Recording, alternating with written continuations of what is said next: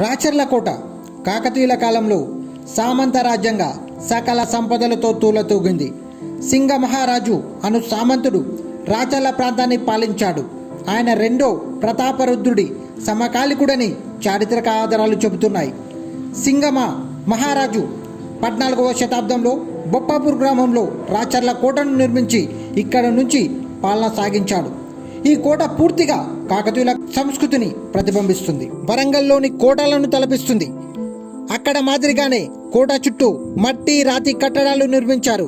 ఎత్తైన ఈ కోటలోకి శత్రువులు రాకుండా చుట్టూ కందకాలు తవ్విన ఆనవాళ్లు ఇప్పటికీ కనిపిస్తాయి.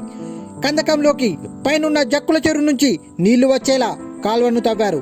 ఈ కందకాల్లో మొసళ్ళను పెంచేవారంట. కోటకు తూర్పున పెద్ద ద్వారం ఉంది. పడమర వైపు చెరువును నిర్మించారు. సుమారు 100కు పైగా ఎకరాల్లో విస్తీర్ణంలో విస్తరించింది. కోట నుంచి చెరువులోకి పోయేందుకు ద్వారం నిర్మించారు. ఇందులోంచి ఏనుగులను కూడా తీసుకెళ్లేలా విశాలంగా ఏర్పాటు చేశారు. ప్రతిరోజు ఏనుగులను ఈ ద్వారం గుండా స్నానానికి తీసుకువెళ్లేవారంట. దీంతో అది ఏనుగు దిడ్డిగా ప్రసిద్ధిగాంచింది. కాలక్రమంలో వెనక దిడ్డిగా మారిపోయింది. దీని వెనుక భాగంలో చెరువు ప్రక్కన కాకతీయుల కళారీతిలో వినాయకుడి ఆలయాన్ని నిర్మించారు. రాజులు రాణులు చెరువులో స్నానమాచరించి ఈ గుడిలో పూజలు చేసేవారు. ఈ ఆలయంలో వినాయకుడితో పాటు 2 నంది విగ్రహాలు, శివలింగం కూడా ఉంది. దీన్ని బట్టి కాకతీయుల శైవ మతాన్ని ఇక్కడ సామంతరాజు కూడా ఆచరించినట్టు తెలుస్తుంది. చెరువుకు దక్షిణం వైపు చిట్యాలగడ్డ ఉంది. ఈ ప్రాంతంలో లోహ కర్మాగారాలు ఉన్నట్లు ఆధారాలు ఉన్నాయి. చిట్టమనగా లోహాన్ని కరిగించగా ఏర్పడ్డ మైలపు గడ్డలు. ఇక్కడ ఆయుధాలు తయారు చేసేవారని, ఆయుధ కర్మాగారం కూడా ఉండేదని, బంగారం కరిగించేవారని వృద్ధులు కథలుగా చెప్తుంటారు. కోట మధ్య ప్రాంతంలో రాజుల భవనాలు, రాణుల మందిరాలు నిర్మించినట్లు ఆధారాలు ఉన్నాయి. ప్రస్తుతం వాటి పునాదులు స్పష్టంగా కనిపిస్తున్నాయి.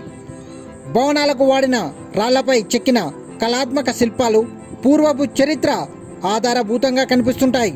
రాళ్లపై పుష్పాలు, నృత్యకారుల చిత్రాలు చెక్కారు. పునాదుల పక్కన పైన డంగు సున్నంతో నిర్మాణాలు చేశారు. భూగర్భ గదులున్న గుర్తులు గోచరిస్తాయి. కోట మధ్యలో పెద్ద బావి ఉంది. దీనిని మంచినీళ్ల కోసం ఉపయోగించేవారు.